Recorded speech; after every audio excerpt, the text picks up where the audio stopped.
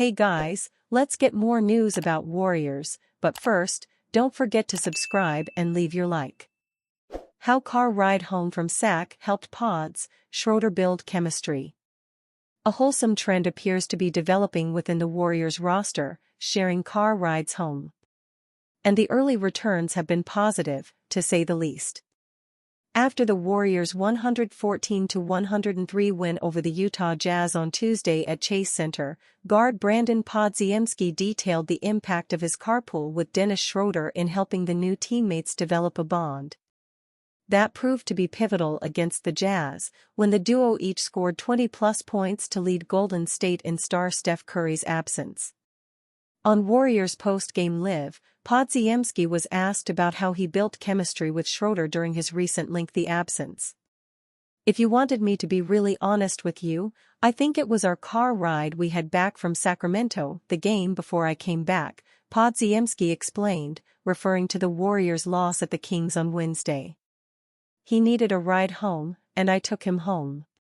We got to talk for an hour and a half, 2 hours, and just poured into each other some knowledge.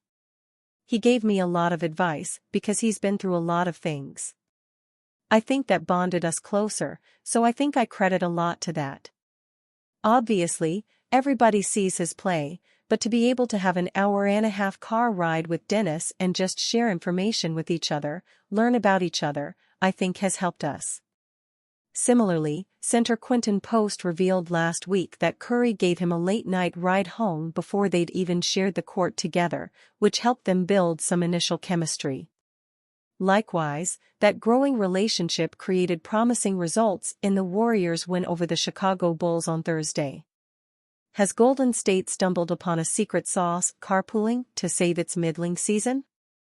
It's hard to disagree. Perhaps Coach Steve Kerr should implement this as a team bonding exercise for the remainder of the year. Plus, it's good for the environment, too. Warriors' Brandon Podziemski shares eye-opening take on shooting turnaround. Don't look now, but Golden State Warriors' second-year guard Brandon Podziemski is finally having the turnaround he's been waiting for. Podziemski struggled mightily with his shot during the earlier parts of the 2024-25 NBA regular season. In October, he shot just 36.7% from the field through 5 games. The following month, Podziemski continued to deal with shooting troubles, making just 38.6% of his field goal attempts in November 13 games. He also shot worse than 23% from deep in each of the first 2 months of the season. December brought significant improvement for the former Santa Clara Broncos star, as he knocked down 44.8% of his attempts from the floor in 12 games during the final month of 2024. Now, it seems like Podziemski has completely left all the shooting malaise in 2024. After missing 12 games due to right abdominal injury management, Podziemski has averaged 15.7 points on 53.6% shooting, 42.9% from deep, in 3 games, including the Warriors' Tuesday win, 114-103, versus the visiting Utah Jazz at Chase Center in San Francisco. Thunder vs. Warriors prediction, odds, pick, spread, January 29, 2025. Over that same stretch, he's also posted an incredible 69.6 effective field goal percentage and a 74.6 true shooting percentage. Podziemski reflected on the seeming return of his shooting prowess following the win over Utah. "I think I was shooting 15% at one point from 3, and I know that's not me," Podziemski told reporters, hat tip 95.7 the game. "So just keep doing what I'm doing. I know it's gonna balance out in my favor at the end of the day because I put a lot of work into it. So I just try to stay the course and be consistent with my work habits." Against the Jazz, the 21-year-old Podziemski garnered 20 points. He shot 5-for-12 from the field but was 4-for-11 on shots taken from behind the arc. He was also 6-for-6 from the free throw line while adding 7 rebounds, 6 assists, and a steal in 32 minutes of action. With two-time NBA Most Valuable Player Stephen Curry unavailable in the Jazz game, Podziemski was among those who stepped up for the Warriors alongside Andrew Wiggins and Moses Moody, who had 19 and 15 points, respectively. The Warriors surely want Podziemski to sustain his form, as they focus their attention to a big assignment.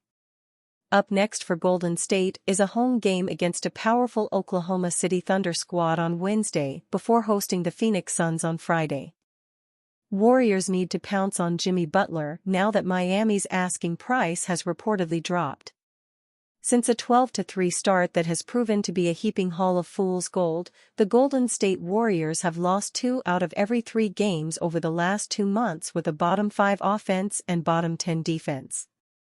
They're always on at least the edges of trade rumors, but other than a bargain bin deal for Dennis Schroeder, they have yet to pull the trigger on anything extending back to the summer when they were nibbling around Paul George and Lauri Markkanen. The prevailing thought has always been that Stephen Curry remains too great to just give up on another title run.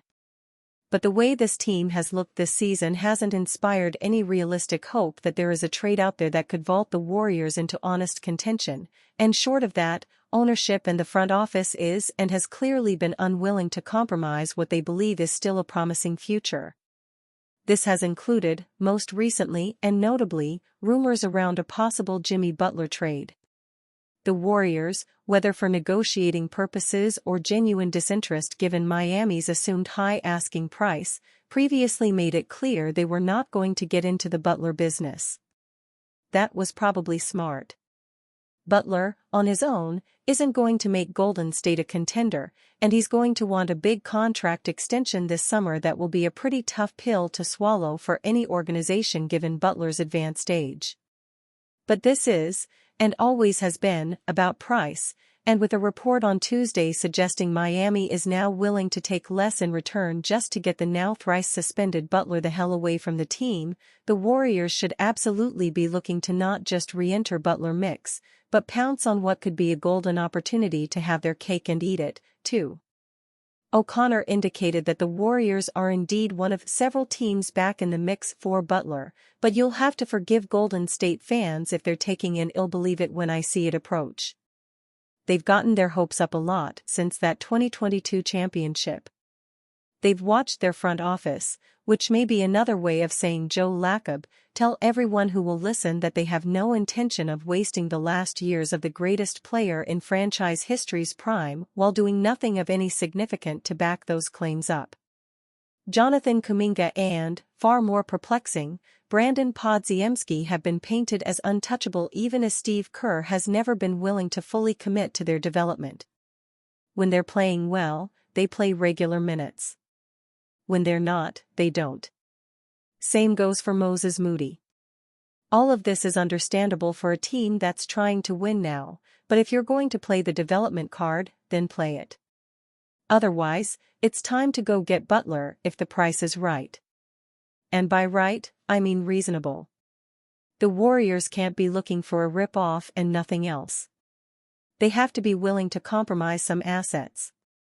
But if Miami's ready to listen to offers that, say, include only one of Kuminga or future picks, but not both, Golden State better pull the trigger or, once and for all, put an end to the win-now charade and fully admit they are ready to ride off into the Steph sunset. As for the mechanics of what a reasonable Butler deal could look like, Andrew Wiggins or Draymond Green would have to be in it, plus more, to make the incoming and outgoing money work. Removing nostalgia, would the Warriors actually be better off trading Green? It's a fair question.